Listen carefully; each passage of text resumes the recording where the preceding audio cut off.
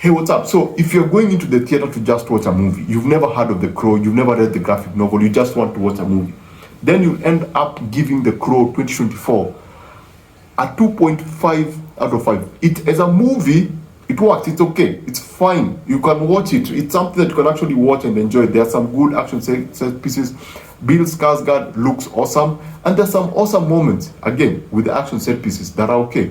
And there's some, what they try to do with the story is pretty interesting. Now, for people like myself who are familiar with the original Crow movie that was made around 30 years ago, and I've read the graphic novel, yeah, this is a 0.5 out of 5.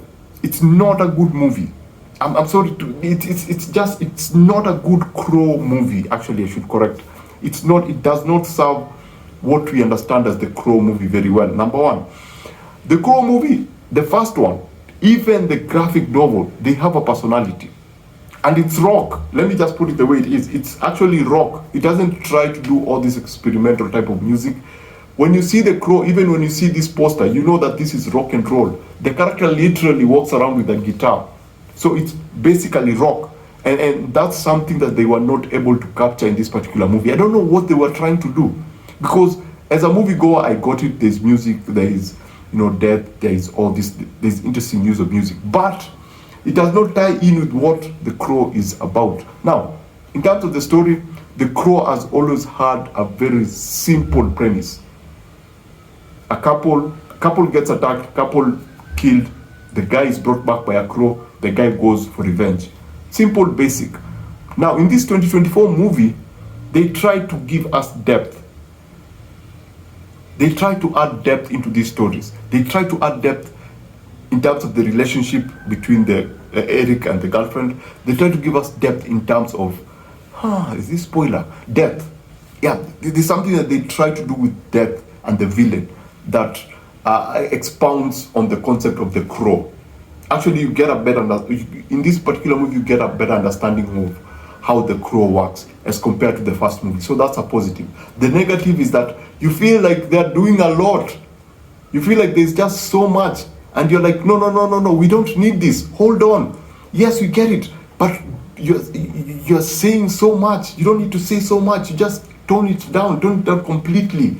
Just keep it as basic as possible, because all you want to see is a guy who was dead come back to life and take revenge. And here's the funny thing. In this movie, I don't know, yes, it makes sense in the story, but in this movie, he kind of dies twice. And I'm like, what? I mean, yeah, I get it. That's what the story demands, but that's something that is actually off. It doesn't really, it takes away that simple premise that we are very much used to. Now, the most annoying part about this movie that I kept just asking myself, what are these people thinking? You see, the story about the first movie, Brandon Lee, the son of Bruce Lee, died during the production of that particular movie. That's why the first movie, the 1994 movie, is so huge, because the son of a legend died during the shooting of that movie. Now here's the thing, after Brandon Lee's death, the movie had to continue with production, so they got the stunt double to play the character and have his face replaced. The person who played that part ended up today directing one of the biggest action franchises ever made, John Wick. The guy who directed John Wick, the first one to the fourth one, is the guy who played Eric in the first Crow movie. You have that talent. Why wouldn't you just walk up to him and tell him, yo dude, you have a connection to the first movie, why don't you come and try to work on it? Why don't you do something with this particular story? Why couldn't they just get him to direct a movie? Why couldn't they just get him and tell him, you can have any actor you want, please make us this Crow movie? Because he understands where that movie came from in terms of being a part of the production team, and also now being a director. And he is, even in terms of action, he's one of the best directors that you can get in terms of action today. So why didn't they just go to him and go like, yeah, you starred in this particular movie, now you're directing movies, why don't you come and direct this movie? I mean, that's a missed opportunity. Hey, you want Keanu Reeves? We are going to get Keanu Reeves. Make a small movie. And that's the thing. This movie feels kind of grand in a way. It feels bigger than the first one because the first one felt like a small movie, but it felt big in concept. I don't know if you understand. This feels like a very big movie, but very small in concept. It feels like a very small movie in concept. And that's the thing. This movie feels grand, but it lacks that simplicity of the first movie.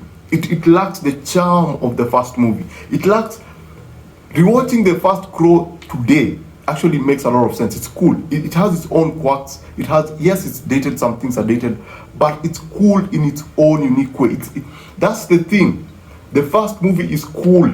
This is not a cool movie. This is just a movie. It lacks that coolness of the first movie. So yeah, basically that's it. If you're watching this, if you're going into this, you've never seen The Crow, it may work for you.